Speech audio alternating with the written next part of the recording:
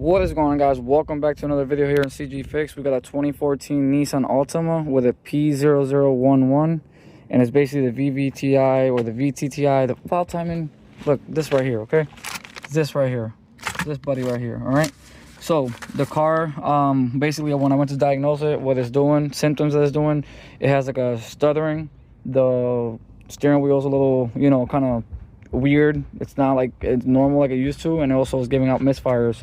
So after diagnosing it, driving it, and then getting it scanned, we came up with this code right here, which is the we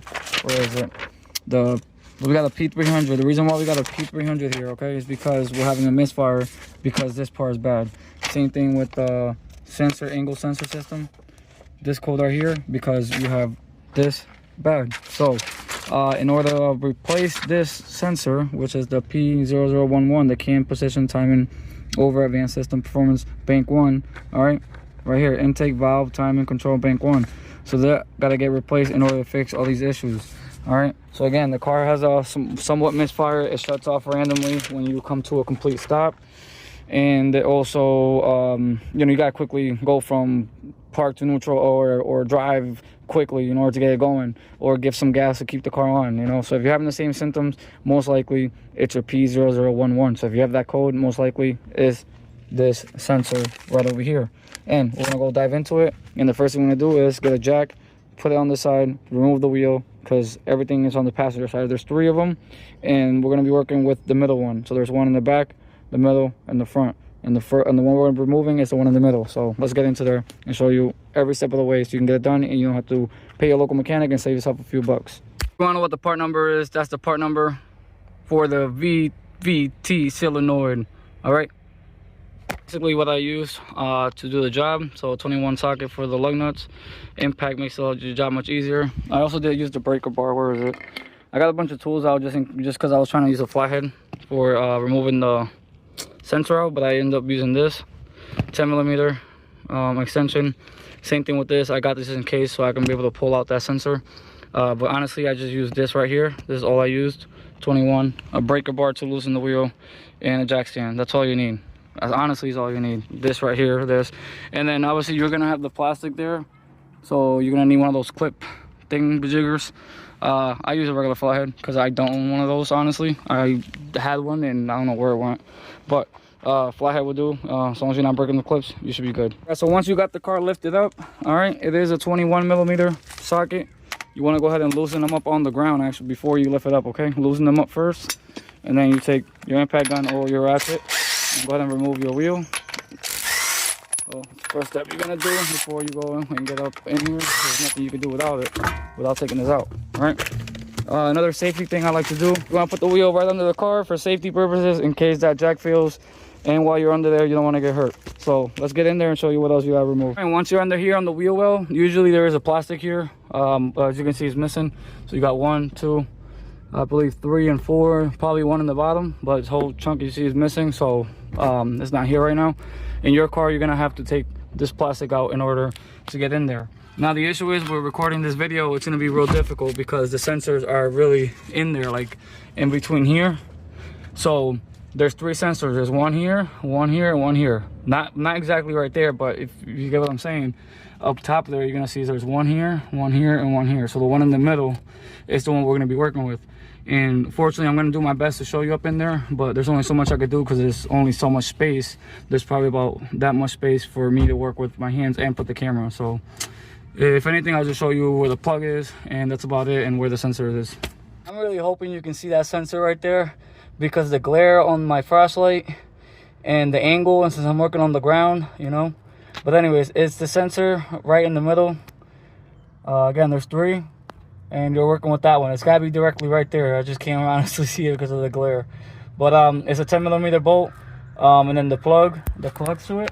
If you got the part right here, you can go by how the plug looks like, and then the 10mm bolts on there. And then usually what always happens is that this thing gets clogged up. You'll get a lot of crust in there. Maybe oil maintenance wasn't done properly in this car at one point in certain point in its life, and all this gets clogged up, and basically this is usually how they go out. Most of the time it's because they're clogged up. You can get away with by cleaning them, but honestly I suggest replacing it. I wouldn't suggest cleaning it, but You could clean it, you might get by. I did get by for a couple weeks in my own car one time when I had a Nissan Altima. But the best thing to do is just go ahead and replace it. Don't, you know, save yourself the trouble. So yeah, so again, sensor is gonna be in there. Take the 10mm, take the plug out, and then just plug and play, you know, and then after that you should be good to go. Boys, I think I can get you a better angle right here. All right, so you see there's a plug right there. There's 1, 2, and 3. I mean, if you can't see them, you're blind. But the one in the middle, that one right there, that's the one you're removing. As you can see, the 10mm bolt is literally right under that plug right there. And then once you remove the 10 and the plug, it's as easy as removing it and installing the other one. That's all I use in order to remove this 10mm bolt.